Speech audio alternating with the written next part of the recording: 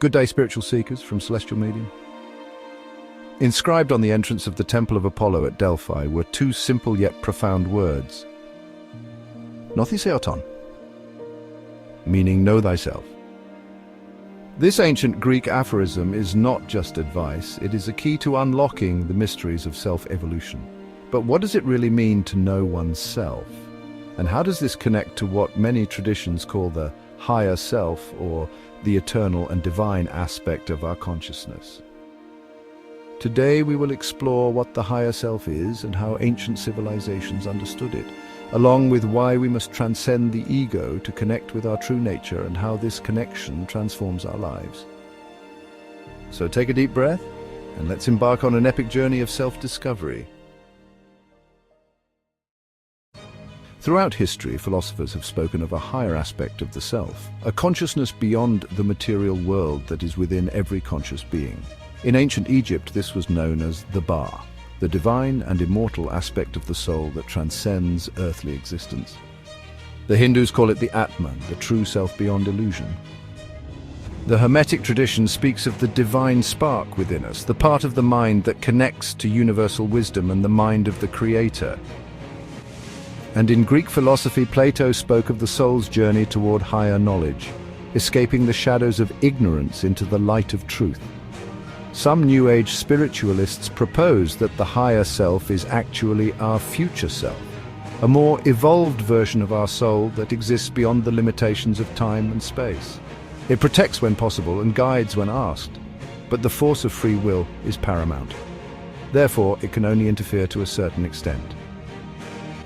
In his famous allegory of the cave, Plato compared the journey of self-discovery to prisoners trapped in darkness, mistaking shadows for reality. Only those who seek the light and escape the illusion can perceive the truth of their existence. Furthermore, Socrates famously said, "The unexamined life is not worth living." All philosophers agree that to truly know thyself, we must turn inward and recognize that our deepest essence is not our thoughts, titles, or physical body, but something infinite and divine. The ego is our constructed identity, the collection of labels, fears, desires, and attachments that shape our perception of self. Gifted to us by the Creator to aid our survival instincts, it thrives on control, separation, and illusion. The Stoic philosopher Epictetus warned us that man is not worried by real problems so much as by his imagined anxieties about real problems. These anxieties often originate with ego. The ego constantly seeks external validation, approval, and security. It fears change, growth, and surrender because to embrace the higher self means dissolving the false self. When we live only from the ego, we experience fear, self-doubt, attachment to material success, a sense of separation from others, and constant striving that is never truly fulfilled. But when we align with the higher self, we enter a state of divine flow, peace, and wisdom. The philosopher king Marcus Aurelius advised us to look within.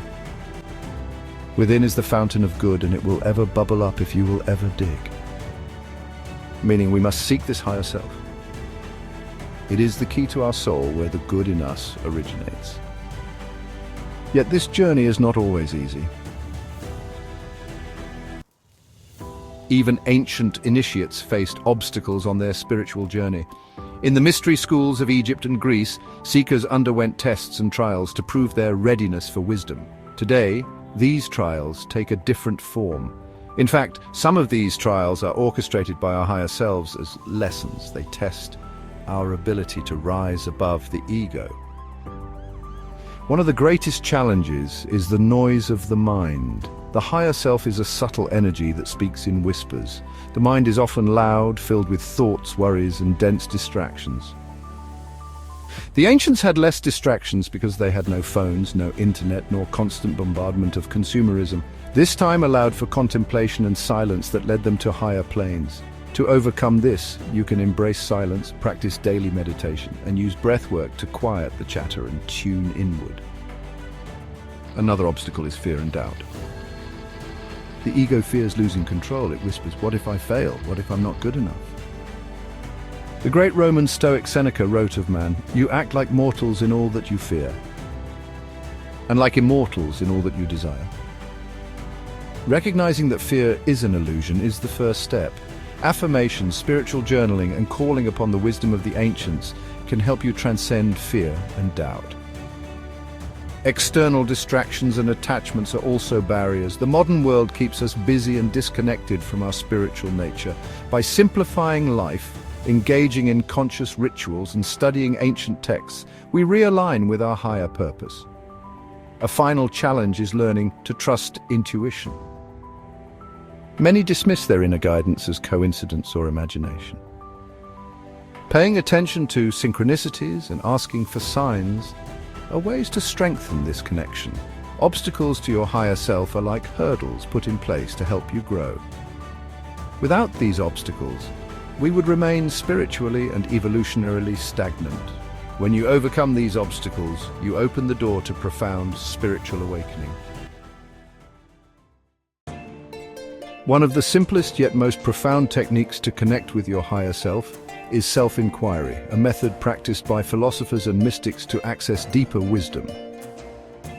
Begin by asking yourself simple, direct questions, then patiently observe the responses. Start with small, everyday choices. Should I wear this or that today? Should I eat this meal or another? Should I read this book or a different one? Your higher self may respond in subtle ways, a gut feeling, a sudden clarity, or even a tingling sensation in a specific part of your body. Notice patterns by writing down your experiences. A light, expansive feeling often signals a yes. A heavy, contracting feeling may indicate a no. Some experience tingling on one side of their body, left for no, right for yes. With consistent practice, these signals become clearer, strengthening your inner guidance system and deepening your connection to your higher self. However, I will warn you, if you ask the guidance of your higher self, you must practice trust in the responses. If you continually ignore the higher self, it will stop responding. Remember, this is an exercise in trust. The second technique is sacred silence and meditation. Egyptian initiates practiced silent contemplation in temples, while Stoics embraced stillness in nature to access higher wisdom. Across all ancient and modern movements, silence and inward reflection are required. Taking time daily for silence allows the higher self to speak.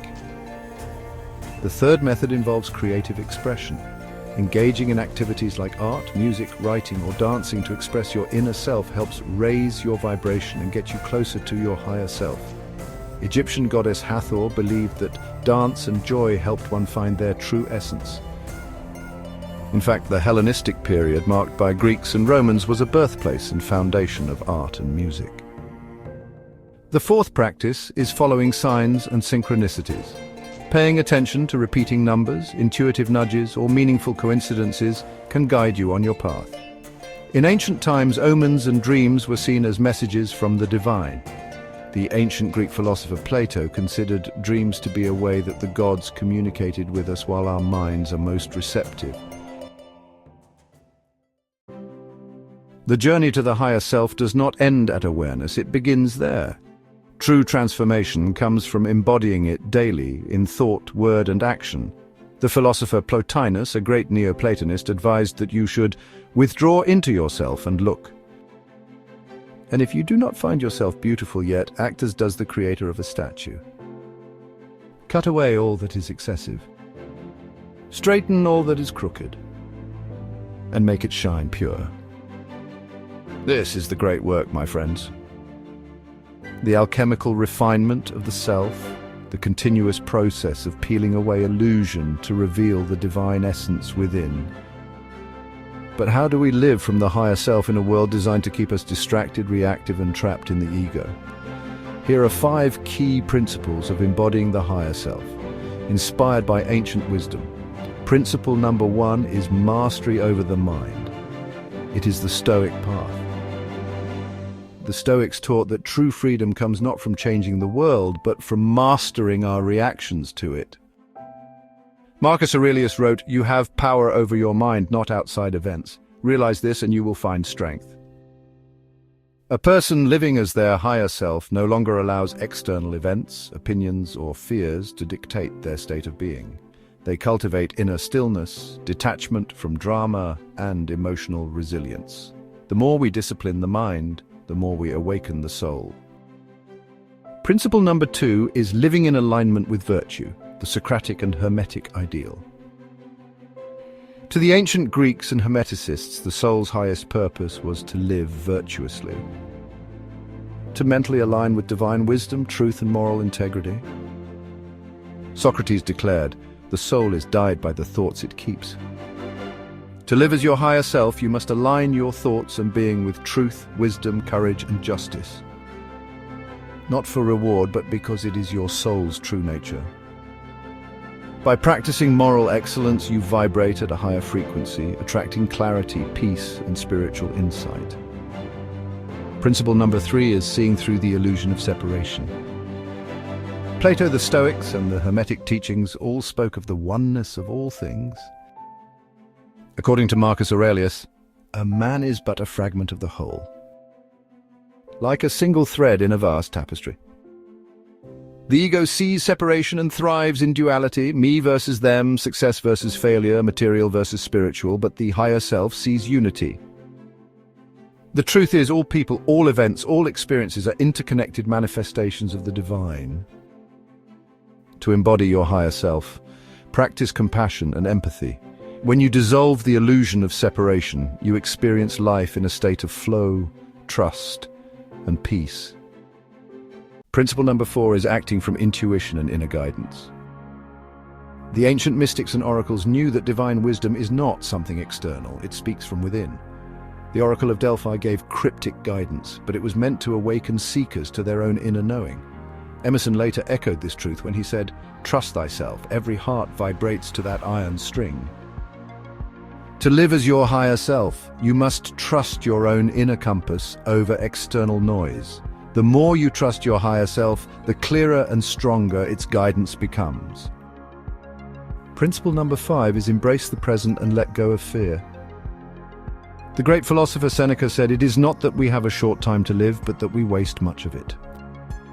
A key lesson from the ancients is that most people do not truly live. They either dwell in the past or fear the future. The higher self exists only in the now. To embody it, you must release attachment to the past, stop fearing the future, and find joy in simple moments, the breath, the wind, the presence of being alive. The Buddha called this the middle way, while the Stoics called it memento mori. It is the awareness that life is fleeting. Thus we must live with purpose, gratitude, and presence. As the Rosicrucians would say, "Whatever thou resolvest to do, do it quickly. Defer not till the evening what the morning may accomplish." By letting go of fear, you step fully into divine flow, creation, and embodiment of your true self, and you seek continuity along your spiritual journey. Living as your higher self is not a one-time achievement. It is a daily choice, a practice, and a path of self-mastery. As the great Hermetic axiom states, "As above, so below, as within, so without." As you elevate your inner state, your outer reality transforms. You begin to make decisions from wisdom rather than impulse. You will start to feel peace even in chaos, for you trust the divine order. Lastly, you begin to radiate a presence that uplifts others effortlessly. This is the path of the awakened soul, the path of the true seeker, the mystic, the philosopher, and the sage. And it all begins when you answer the call to know thyself. Are you ready to awaken your higher self? If so, start today by making the choice to embark on the journey. Thank you for watching. If this video resonates with you, please share, like, and subscribe below. Until next time, continue to walk the path of the ancients toward the infinite creator and awaken the divine within. Namaste.